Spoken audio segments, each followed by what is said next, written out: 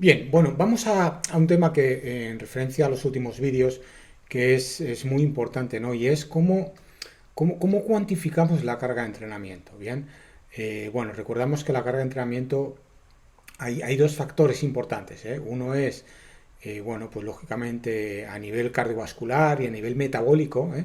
Esa carga, esa intensidad que metemos, qué repercusión tiene a nivel de carga de entrenamiento, a nivel metabólico. ¿Mm? Pero otro aspecto diferente es a nivel muscular, a nivel de la lesión. Es decir, si estamos forzando nuestro cuerpo en esa biomecánica de carrera a unos ritmos más altos de los que deberíamos y con lo cual, debido a esos desequilibrios musculares, da lugar a lesión.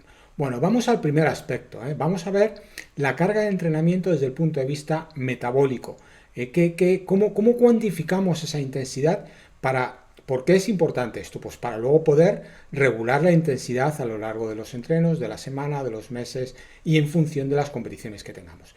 Bueno, esta es una imagen de Garmin, de los datos que nos brinda Garmin, y aquí dentro de los aspectos de carrera pues tenemos el estado de entreno de esta atleta en concreto, y bueno, pues aquí Garmin nos dice si es productivo o no es productivo. Bueno, habría que ver detalladamente esto, pero realmente a lo que voy es a la carga de entrenamiento, es decir, en función de la intensidad, Garmin va a determinar una carga de entrenamiento fundamentalmente mediado por el qué, pues fundamentalmente por el pulso, el ritmo cardíaco y también el ritmo de carrera. Y a partir de ahí cuantifica esa intensidad. Y ahí nos da, bueno, pues unos valores de carga de entrenamiento a lo largo de, bueno, pues cada 7 días, ¿no? Para determinar un poco en qué estado estamos, si estamos sobreentrenados o estamos entrenando menos de lo necesario para crear adaptación y por lo tanto mejora. Bueno, pero ¿cómo podemos nosotros? Claro, esto Garmin, para que realmente lo calcule bien, le tenemos que dar mucho input, le tenemos que dar muchos datos y aún así, bueno, pues hay cosas que no tiene en cuenta porque lógicamente son datos que son calculados desde fórmulas muy genéricas, ¿no? Que están bien para darnos una idea, pero ¿cómo podemos nosotros, desde el punto de vista individual, para cada uno de nuestros atletas, para cada uno de nosotros, calcular esa carga de entrenamiento y así regular la intensidad desde el punto de vista metabólico?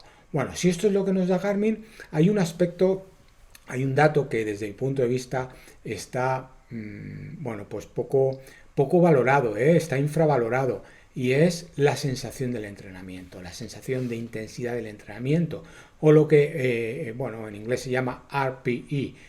Vamos a verlo, vamos a ver la opción. Es decir, RPE, o esto fue desarrollado inicialmente como una escala de Borg desde 6 hasta 20, de manera que una intensidad de 6 es muy suave y 20 es muy fuerte a máxima intensidad.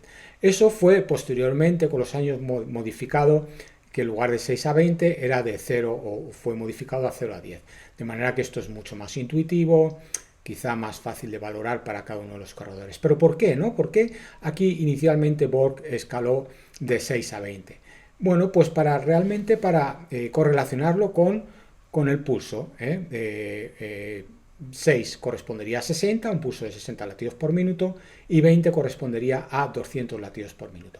Es decir, que ellos vieron, incluso en el año, fijaros, en el año 82, en los años 80, vieron que había una correlación, y vamos a ver estos números, una correlación muy directa entre los valores que da de cada uno de los atletas en función de la intensidad que percibe, es decir, de las sensaciones, y con lo que realmente la intensidad a nivel metabólico y a nivel cardiovascular corresponde. Es decir, que ellos vieron que cuando el atleta decía pues un valor de 10, bueno, pues que era un entrenamiento muy suave, además correspondía con unos valores de pulso pues entre 100 y 120.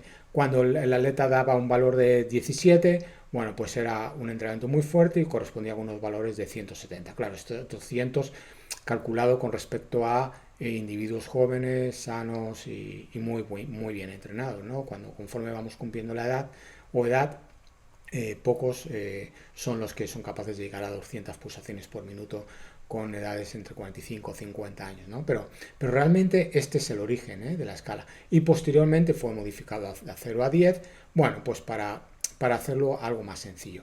Ambos, tanto esta escala de 6 a 10 perdón, de 6 a 20 como de 0 a 10, ambos son válidos. Yo habitualmente cuando hago un test de umbrales siempre pregunto al atleta, bueno, pues que me escale del 6 al 20, ¿no? Porque yo con esta escala pues puedo correlacionar un poco la intensidad en función también del pulso que me da y a partir de ahí poder calcular un umbral láctico, porque como vamos a ver posteriormente, hay una correlación muy directa también entre la sensación de intensidad con los datos de lactato.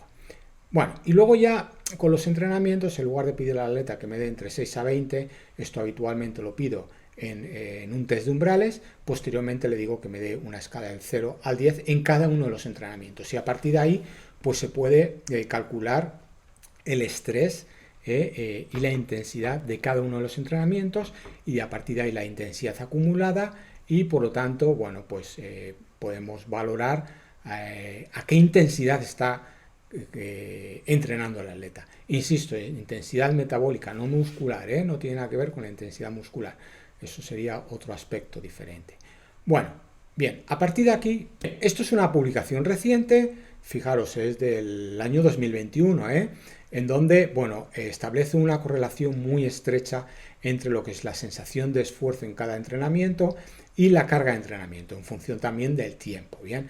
De manera que si el atleta da un valor del 0 al 10 de un 7 de intensidad y ese entrenamiento ha durado 60 minutos, bueno, pues estamos hablando de 420 de carga. Si recordáis, bueno, pues esto Garmin pues también da unos valores muy similares en cuanto a carga, pero Garmin lo calcula ya no en tanto lógicamente a sensación de entrenamiento, sino más bien, como hemos dicho, en torno a pulsaciones y ritmo en función de cada uno de los atletas. Pero bueno, aquí esta publicación es interesante porque nos dice una manera de calcular la carga de entrenamiento de una forma muy sencilla. ¿Y cómo hay esta correlación? ¿Cómo establece esta correlación entre incluso RPE o carga de entrenamiento en función del tiempo con la intensidad del entrenamiento mediado por un lado por pulsaciones o incluso por umbral láctico? Vamos a ver los gráficos que nos da y la correlación que hay.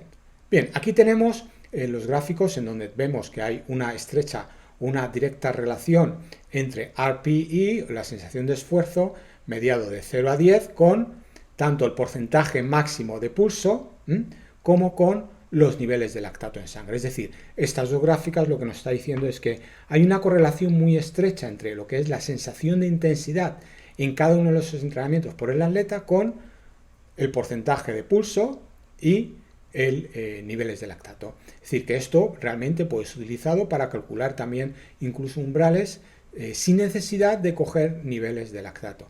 Esto es muy interesante a la hora de calcular las diferentes intensidades de entrenamiento o zonas de entrenamiento. Bien, muy interesante. Bueno, y aparte, bueno, pues ver la carga de entrenamiento a lo largo de las semanas, de los días y ajustar muy bien esa carga de entrenamiento en función de qué, pues en función de cuándo tenga el atleta la competición, de si estamos metiendo entrenamiento con alta intensidad y a partir de ahí, bueno, pues regular un poco la intensidad del entrenamiento. Esto es clave porque en muchas ocasiones, claro, una cosa es lo que es la intensidad del entrenamiento a nivel metabólico y otra cosa es a nivel muscular. En la gran mayoría de mis atletas soy muy prudente con estos datos y voy a la baja. ¿Qué significa que voy a la baja? Significa que prefiero pecar por defecto en cuanto a intensidad, prefiero darle menos intensidad para evitar esa carga a nivel muscular, para evitar que el atleta se sobrecargue a nivel muscular. Aunque nosotros calculemos una intensidad de entrenamiento, tenemos que tener siempre en mente, esto es muy importante, tenemos que tener siempre en mente que una cosa es el aspecto metabólico, otras cosas es el aspecto muscular. Entonces, como os he comentado antes, habitualmente pues hago un test de umbrales, a raíz de esos test de umbrales y en función de la intensidad o la sensación de intensidad en cada uno en el entrenamiento, voy calculando las diferentes zonas y en función de esas zonas prescribo el entrenamiento, bien, pero siempre hemos de tener en cuenta que ese entrenamiento hemos de ser muy prudentes y debería ir ajustado a la baja, ¿no? Es lo que en muchas ocasiones, en algunos vídeos, y os voy a poner una descripción del vídeo, llamo, pues bueno, un ajuste, ¿eh? Hay que hacer un ajuste de esos valores metabólicos que obtenemos es un ajuste por las deficiencias musculares. Es decir, que una cosa es que nosotros calculemos que un umbral, a partir de un umbral de un atleta sea, por ejemplo, de 4-10, y otra muy diferente es que realmente tengamos que hacer esos entrenamientos de controlado a 4-10. Normalmente, habitualmente, vamos a la baja. Es decir, tengo incluso atletas que corren en 30 minutos y están haciendo controlados a 3.30, cuando realmente su umbral está en torno a 3.15, 3.20. Pero ¿por qué hago ese ajuste a nivel de esos valores? Porque prefiero ir a la baja, prefiero ser prudente, prefiero ir con prudencia, que el atleta tenga continuidad y evitar la lesión. Bien, entonces una cosa es su umbral real y otra cosa es lo que realmente luego le pongo en cada entrenamiento. Y cada atleta aquí es diferente. Hay atletas que muscularmente, bueno, pues son de cristal. ¿Qué significa que son de cristal? Pues que se rompen. Entonces hay que ir pues con mucho tacto con ellos. Mientras que otros, bueno, pues se les puede meter un poco más de intensidad porque son capaces de aguantar esa intensidad desde el punto de vista muscular. Bien, bueno, en definitiva, yo lo que os quería transmitir aquí es que este RPE o lo que en muchas ocasiones se llama como voy a entrenar por sensaciones. Bueno, por sensaciones, un 7 sobre un 10. Bueno, pues ese entrenar por sensaciones tiene una lógica, tiene una lógica desde, fijaros que son datos que tenemos desde los años 80. Pero claro, tenemos que ser muy conscientes de que ese entrenamiento por sensaciones nos va a dar una carga y esa carga a partir de ahí hay que ajustarla en función de cada atleta. Bueno, yo espero que os haya gustado el vídeo. No es fácil porque hay que conocer a cada uno de los atletas para poder realmente ajustar la carga del entrenamiento.